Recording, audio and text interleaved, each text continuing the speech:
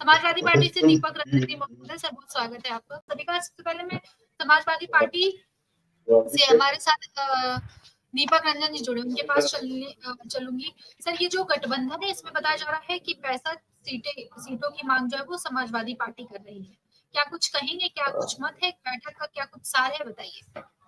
देखिए महक जी, सबसे पहले तो मैं अपनी एक आपत्ति दर्ज कराना चाहता हूं कि आपने जो उसमें लिख रखा है, अभी जो मैं देख रहा था आपसे स्क्रीन पे, इंडी गठबंधन और एनडीए को आपने पूरा लिख रखा है एनडीए। तो उनको भी या तो आप एनडी गठबंधन करिए, या तो मेरे आगे अगर आपको इंडिया शब्द से कोई दिक्कत परेशानी तो उसको I.N.D.I.A पूरा लिखिए, और वरना फिर एनडी को भी एनडी गठबंधन करने का काम करिए।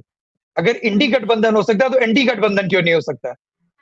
देखिए देखिए इंडिया पर, देखिए मैक जी, देखिए मैक जी,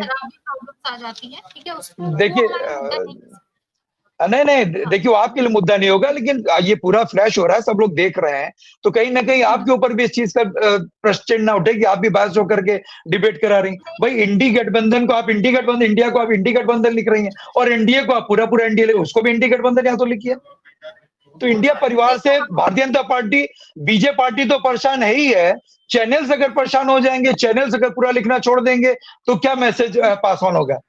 बीजेपी पार्टी अगर परेशान हो, क्या लिख रहे हैं क्या नहीं लिख रहे हैं इसका वो प्रमाण पत्र हम आपसे तो बिल्कुल नहीं लेंगे। हाँ, कुछ कभी नहीं, जो तकनीकी प्रॉब्लम्स की वजह से ऐसा हो जाता है। मैं देखिए आप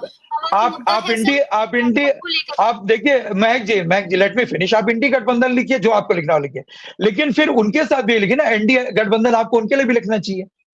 और रहा सवाल, देखिए आपने जो प्रश्न पूछा, कुछ चीजों में चलिए छोड़िए, देखिए जो चीज, देखिए महक जी, जो मुझे चीज अच्छी नहीं लगी मैंने बड़ी साफगोई से आपको बता दिया, बाकी करना ना करना वो आपके ऊपर है। रहा सवाल, देखिए इंडिया परिवार पूरी तरीके से एकजुट और एकजुट है, और कहीं पर भी कोई हिंड्रेंस नहीं है, कहीं पर भी कोई दिक्कत नहीं है। और कॉमन मिनिमम प्रोग्राम जो बनेगा, सभी पार्टियों के राष्ट्रीय अध्यक्ष, जितने भी अलायंस पार्टीज है, सब बैठ करके सीट शेयरिंग पे बात हो जाएगी। और देखिए जो उत्तर प्रदेश की बात हुई, उत्तर प्रदेश में मैं बड़े उससे मैं आपको बताना चाहता हूं कि इंडिया परिवार पूरे 80 के 80 लोकसभा सीटों पे चुनाव लड़ने जा रहा है, और 80 के 80 सीटों पे जो इंडिया परिवार के 28 घटक दल है वो सभी के सभी मजबूती के साथ चुनाव लड़ेंगे। इंडिया परिवार पूरी तरीके से एकजुट और एकजुट है, और उसमें इस तरीके की कोई बात नहीं आएगी कि किसको कितनी सीट मिल रही है, किसको कितनी सीट नहीं मिल रही है। ये जरूर है कि समाजवादी पार्टी उत्तर प्रदेश में भारतीय जनता पार्टी से बड़ी मजबूती से लड़ती दिख रही है, और हमारे राष्ट्रीय अध्यक्ष आदरणीय अखिलेश यादव जी ने सदैव ये बात कही कि जो पार्टी अपने राज्य में भारतीय जनता पार्टी से सीधे मोर्चा लेती दिख रही है, उस पार्टी को आगे करते हुए बाकी सारी पार्टियों को उसके साथ रह करके और भारतीय जनता पार्टी को हराना है। क्योंकि सबसे बड़ी लड़ाई जो है वो 2024 में भारतीय जनता पार्टी जो नाकामी के इनके 10 साल है, इनके हिसाब से अपने सरकार के 10 वर्ष पूरे करने जा रहे हैं, लेकिन मेरे हिसाब से अपनी सरकार के ये आखिरी वर्ष में चल रहे हैं। अभी इसका जीता जागता उदाहरण, और जिस तरीके से नई संसद में नई परंपरा डाली है, और अगर हमारे बड़े भाई एसएन सिंह साहब बैठे हैं और बड़े सेंसिबल प्रवक्ता है, ये बहुत सागोई से अपनी बात रखते हैं, मैं समझता हूं कि जो सांसद की जो अमर्यादित भाषा थी उसका भी खंडन करने का काम करेंगे, और निश्चित रूप से मैं चाहता हूं कि उसके खिलाफ सख्त से सख्त कार्रवाई हो, क्योंकि जब नई संसद हो तो नई नजीर भी पेश करना चाहिए, और ये कतई जो है ये क्षमा योग्य बात नहीं है, और उनके खिलाफ, सांसद जी के खिलाफ कठोर से कठोर दंडात्मक कार्रवाई करनी चाहिए इनको। जी मैक जी, वो एक अलग मुद्दा है, उस पर भी हम अलग से चर्चा करेंगे। और अभी फिलहाल हमारा जो बैठक का मुद्दा है, मैक जी आज जो मुद्दा राष्ट्र का मुद्दा बन चुका है, और राष्ट्र के मुद्दे से हम लोग अभी पीछे नहीं हट सकते। और आज हमको आज आपके, देखिए मैक जी आपके सम्मानित चैनल पे आज मुझको अगर बोलने का मौका मिला है, तो जो आज की तारीख का सबसे राष्ट्र मुद्दा, ज्वलंत मुद्दा है, वो एसएन सिंह साहब। दीपक जी, मैं आपके पास चलना चाहूंगी। आपने तमाम चीजें सुनी है, और ये भी सुना है, साफ आरोप है कि जो एक दूसरे का गला काटते थे, अगर वो एकजुट भी हो जाते हैं तो भी भारतीय जनता पार्टी को कोई असर जो है वो नहीं पड़ेगा। और उन्होंने पहले भी कहा कि कर्नाटक में पहले भी बीजेपी को समर्थन नहीं था, अभी भी नहीं होगा तो चलिए। और सुन ही रहे हैं, क्या कुछ कहेंगे, क्या कुछ प्रतिक्रिया है? गला काटने वाली बात पे क्या कहेंगे?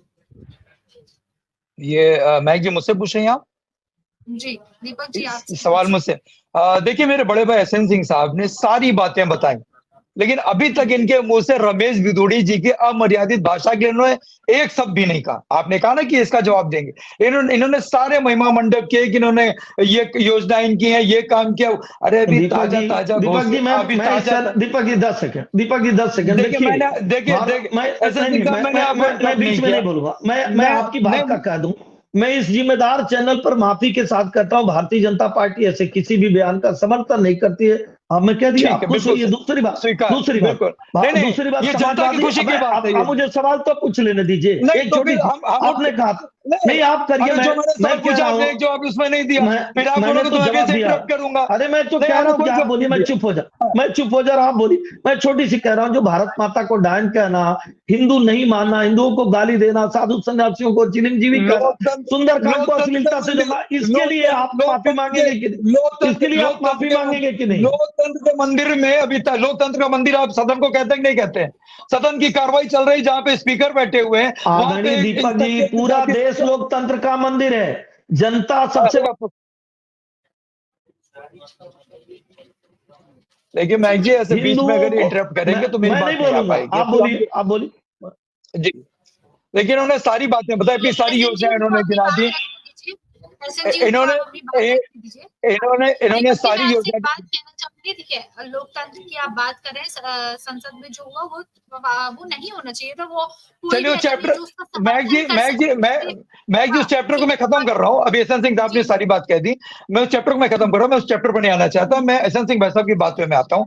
इन्होंने देखिए भारतीय जनता पार्टी के सारे कामों को और सारी योजनाओं को बीजेपी पार्टी ने गिना दिया। अभी ताजा हालिया में ही घोसी उपचुनाव हुआ है, वहां की जनता ने इनको सारी योजनाओं को, इतनी योजनाएं की थी, इतना लोग लाभान्वित थे, इतना लोगों ने लाभ लिया, तो ऐसे वैसे वोट से नहीं, 2-4 हजार वोट से नहीं, 42,500 वोट से जो है जनता ने इनको नकारा है, इनके नाकामियों को। जो 6.5 साल से इनकी उत्तर प्रदेश में सरकार है, और अभी मैक जी 2-4-6 महीने बाद लोकसभा में 2024 में लोकसभा का चुनाव है, तो 9.5 साल से इनकी नाकामी के, इनके 9.5 साल से केंद्र में इनकी सरकार है, लेकिन जनता ने इनको नकारा कि नहीं नकारा? अभी ये गठबंधन की बात कर रहे थे। देखिए इनके सत्ता में रहते रहते कितने घटक दलों ने इनका साथ छोड़ा।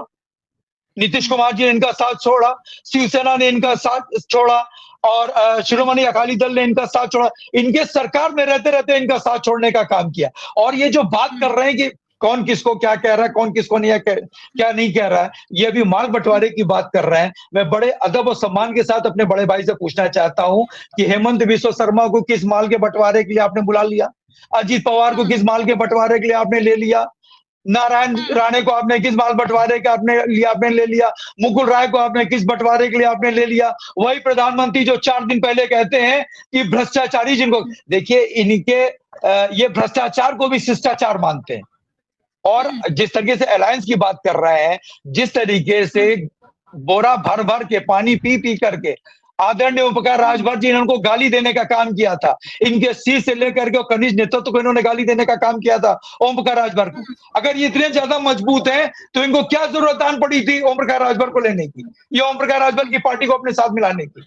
अरे अभी 1 साल पहले दारा सिंह चौहान दल बदलू, जिन्होंने पार्टी को भी धोखा दे करके जनमत को धोखा किया और घोसी की महान जनता को धोखा दिया था।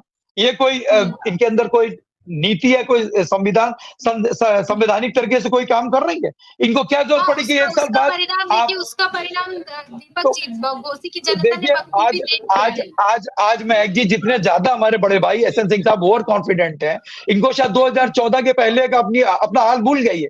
देखिए जनता बहुत समझदार हो गई। 2024 का चुनाव जो है वो 70 वर्ष से जनता होने जा रहा है, क्योंकि जनता इनसे पूरी तरीके से उब चुकी है और इंडिया परिवार आज जनता की आवाज बनकर के आगे बढ़ रहा है। जिस तरीके से इन्होंने जनता को छला है, धोखा दिया है कि 2 करोड़ रोजगार का आ गया, प्रधानमंत्री जी ने कहा था, सिर्फ जुमले के अलावा इन्होंने जनता को क्या देने का काम किया? तो 2024 में इनसे जनता, जैसा हमारे बड़े भाई कांग्रेस के प्रवक्ता ने कहा कि आज की तारीख में जनता से बटन दबाने का इंतजार कर रही भारतीय जनता पार्टी के खिलाफ, और देखिएगा परिणाम उसका क्या होगा। ठीक है दीपक, शहीदों के बारे में भी एहसान सिंह साहब को बता दीजिए। प्रधानमंत्री जी महिमा मंडप कर रहे थे, अभी जो पार्लियामेंट पे हमला करते हैं उसके लिए कौन रोया? पार्लियामेंट पे हमला करने वाले के लिए कौन रोकता है? अरे आप बताइए, मुझे लगता है कि ये जनता सब जान रही है, जनता ने सब देखा। एक धर्म को गाली दीजिए चलेगा, तकलीफ हो गई, ऐसे ही तकलीफ बढ़ाएंगे जब देश के संसाधनों पे आप एक का अधिकार बताते हैं। जब देश के बंटवारे के समय में 25 लाख हिंदू मुसलमानों की हत्या कराते हैं तो राजस्थान के बोलिए तो राजस्थान की चर्चा कर लीजिए। राजस्थान क्यों नहीं दीपक जी तकलीफ हो गई? तकलीफ हुई ना, यही से ही तकलीफ। राजस्थान पे अखिलेश यादव को बोलिए राजस्थान पे ट्वीट तो कर दे। राजस्थान की बहनें बहन नहीं है, राजस्थान की माताएं नहीं है। पश्चिम बंगाल में 27 लोगों के आबरू लूटे गए, वहां पे क्यों नहीं बोलते? यही देश देख रहा है कि हमारा वाला कुछ भी करे, हमारा वाला 36 टुकड़े कर दे, हमारा वाला तेजाब फेंक दे, हमारा वाला गला काट दे। उसी राजस्थान में गला काटा गया ना, उसी राजस्थान में गला काटा गया। आपने निंदा किया, आपने निंदा नहीं करेंगे तो महज जी मैं वही कहता हूँ, ये जनता देख रही है। मणिपुर के लिए प्रधानमंत्री जी क्यों नहीं बोल रहे हैं? राजस्थान की चर्चा क्यों नहीं करते हैं? राजस्थान की